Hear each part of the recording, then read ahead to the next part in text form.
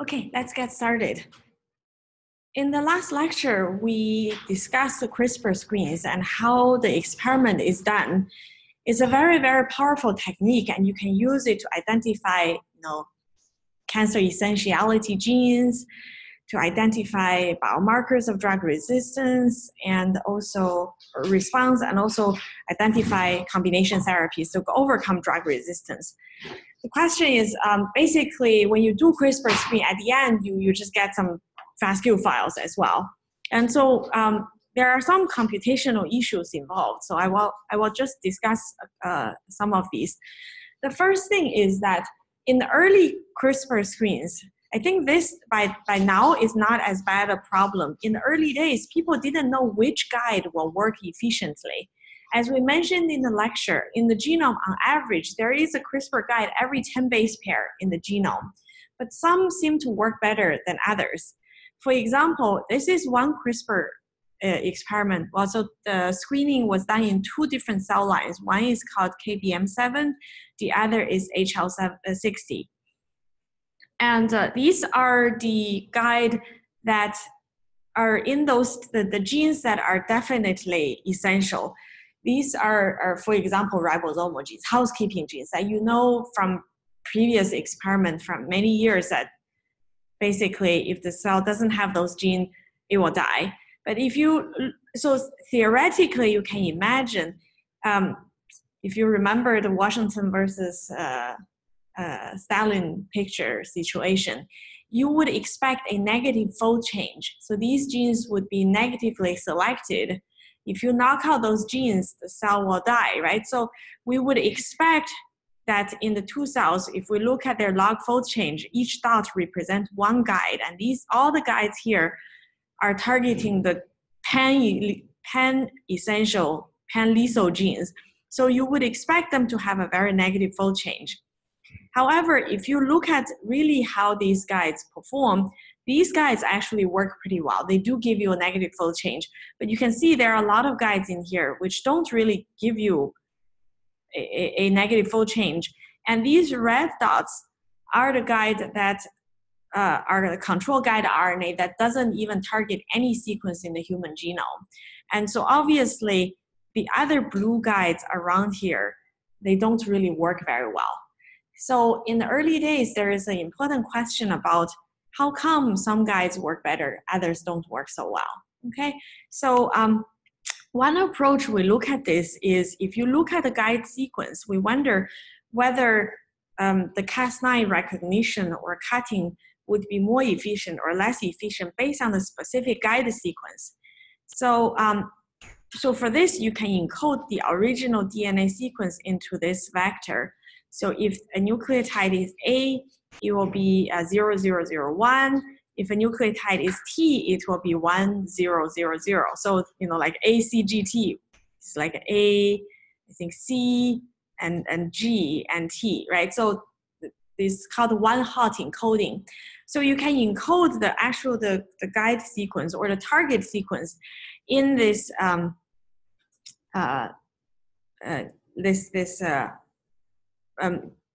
bitworth, 01 vector encoding. And you can look at those guides that are in those pan-lethal genes, pan-essential genes, because in the very early experiment, people actually designed a lot of guides in here to just test which one work well and which one don't work well. Can you imagine if we can do this type of encoding, and we know that, okay, these don't work so well and these work very well, what can you do based on what you have learned in this course to figure out whether there are sequence features that are important for guide efficiency? PCA. Okay, I see. You want to run PCA and you draw them in different colors, right? So that's kind of an unsupervised approach in some sense. Yeah, Sam.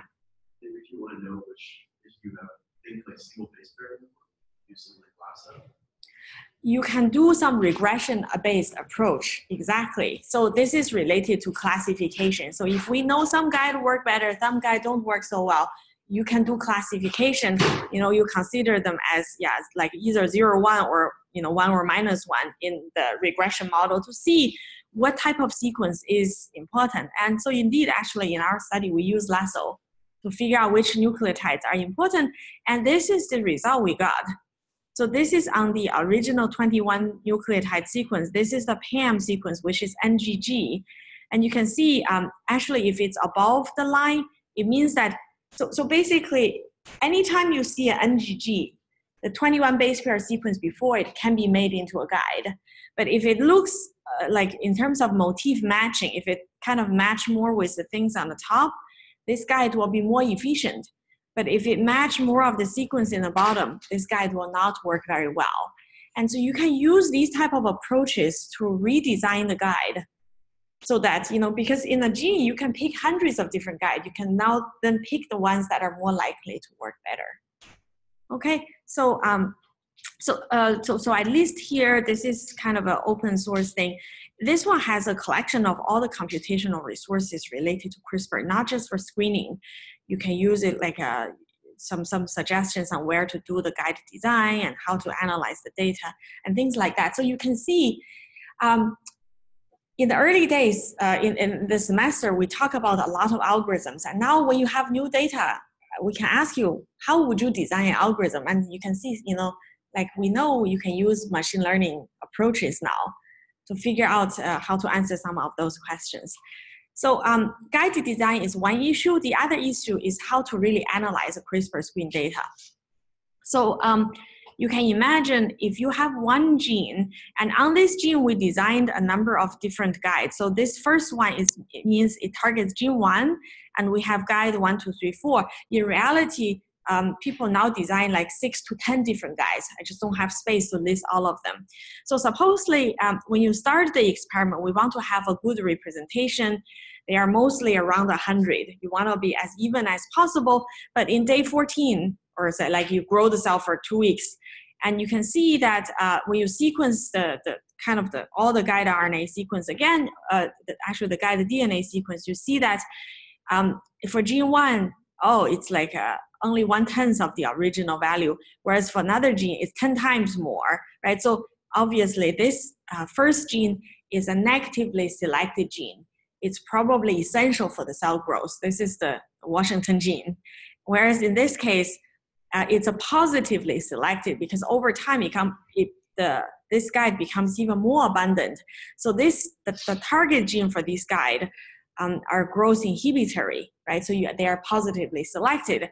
This, of course, is the most ideal scenario. The situation is for many genes, you can see, the guides still have differential performance. Sometimes it could even be depending on the particular cell that they have slightly different behavior. And also, you would hope that all the guides in day 0 are evenly distributed, but they are not. There is a distribution as well, right? So this case is quite complicated. How do we normalize the raw data? What if one guide RNA doesn't work so well? And how to identify the key genes if you have multiple guide RNAs per gene? And so the very early approach that we developed was something like this. So actually Peng alluded on this in his earlier lectures. You can imagine, supposedly the library for the day 0 and the day 14 are not sequenced the same. You first need to normalize to make sure all the read coverage are okay. You can also imagine like doing quantum normalization on all the guide, right? This is similar to like what you do for microarrays. But assuming that those are normalized, we can calculate a fold change between each guide, right? So this will be like 10, this is 10, this is a 10th versus 10th. You can actually say list all the guide based on the p-value of their differential expression between day 0 and day 14.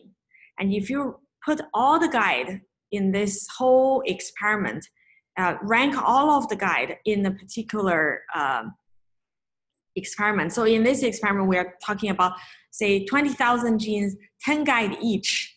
And so supposedly, if we look at one gene, the 10 guide if we rank by their p-value or fold change difference, you know, one gene might look like this and the other gene might look like this. Can you see which gene is more likely to give you a selection, like a CRISPR selection in this case? The first gene or the second? So we are trying to rank all the guide RNA based on the p-value of their differential abundance in the 0-day versus the 14-day. Okay, and then this gene, so, and then we every time we look at one gene, we look at all the 10 guides that's red in here, that's assigned to this gene. And these are the 10 guides that are assigned to the second gene. So based on this, can you tell which gene is like selected or significantly selected in this CRISPR screen, in the first one? And what would you do to get this result, like from what we have learned? Well, I mean, you can tell because the bottom one looks like it has a uniform distribution. Yes. The uniform distribution of p-values. Exactly. Yeah, so in general, like if the guide is kind of randomly distributed in this whole rank order list, then it's not selected. Whereas in this case, the guide belonging to one gene are skewed to the left or skewed to the right. And based on what we have learned in this semester, is there a statistical test you could use to identify situations like this? Sam? You could use a QQ plot that's not like a statistical test. Yeah, right. You are just asking whether it's evenly or uniform distributed, but are there something you have tried in this semester before? It's a Kamenov-Smirnov test that we use for gene set enrichment analysis. Remember, for gene set enrichment, you're asking for those genes that are belonging to a particular gene ontology, whether they are skewed to the left or the right. That's how GSEA can tell you, okay, this pathway is upregulated or downregulated, right? So in this case, we're asking whether the guide belonging to a gene are skewed to the left or the right. And if they are skewed to the left, they are like, say, negatively selected. And if they are skewed to the right, they are positively selected. But if they are kind of evenly distributed, this kind of a not so important gene, right? So you can do something like that. However, sometimes for CRISPR screens, you can do a pretty fancy experiment, something like this. So supposedly this is the day 0 condition. You can also do replicates in this as well. But you have some that are treated with drug X, other treated with drug Y, or say no drug treatment in 2 weeks' time, and some that have drug Y plus some other conditions and so on, and each with some replicates. This would be quite complicated design, and what compounds the issue is, for example, there might be some guide in this gene that works better, other ones that don't work so well. You can see they like give you some other kind of different behavior. And so if you kind of think about this problem, you need an algorithm that is able to call these things that combine a number of different features. The first is you need to combine some features in RMA. Remember, RMA is what you use for microarray analysis. You have probes, and different probes for the same gene have different behavior, right? How do you summarize all the different probes or guide to figure out what's happening on the gene, right? So that's kind of the guide RNA effect. You also want to see, because this one is now sequencing, not microarrays. And with sequencing, we have over dispersion situation, because some guide might be sequence a lot, other guides you don't sequence so much. There's noise and also over dispersion from sequencing. And also in this situation, sometimes you have multiple conditions that you want to look at together to identify the differential selection situation. And you can potentially borrow information by looking at the behavior of some guide across many different conditions. And so you can see this is kind of, we're using different flavors of what we have learned earlier in this semester. And so actually for this, we also have a solution. We call it MAGIC. It's model-based analysis of genome-wide CRISPR Cas9 knockout screens. So it's similar to, you can see how it works. So in the very early stage, when each guide, we just have the sequence. Based on the sequence model, we can make some guesses on whether this guide is going to be efficient or not efficient, right? It's like a graduate student coming in, or say Harvard undergraduate student coming in based on your GPA or SAT. We already know which students probably are better students than others, right? And then in this situation, we are doing CRISPR screens in many different conditions, and this is one gene. It has, say, 7 guides. And in these, we know some guides work better. So the last column is kind of what we ranked as, the guide, whether this guide is a good one or not so great. And also and we also try to estimate in different conditions, whether these genes are being positively selected, negatively selected, or not under any selection, right? So you can remember this is in like the microarray days. If we know some guides work better than others, we can kind of weigh them differently to decide, whether this gene in some conditions have a positive selection or negative selection. But then if we know the gene has positive or negative selection, we can then look at all the different CRISPR screen conditions to say, is the guide behavior agreeing with the gene behavior? So this is like having the undergraduate students rank the professors or the courses, right? You say, okay, if it's a good student, its behavior in the course reflect whether the teacher is good or not. But if it's a bad student, its comments or its grade doesn't reflect what this gene is doing, or that the course is ranked overall. Okay, so this is similar to kind of the microarray RMA stage, if you guys remember. We're trying to evaluate the guide behavior and also evaluate the gene selection level in many, many conditions at the same time. We are borrowing information by looking at all of the samples together. So initially, based on the guide behavior, we can decide whether this gene is selected. If on the condition that some of these guides have slightly different behaviors, right? We can decide how much this gene is being positive or negatively selected in those conditions.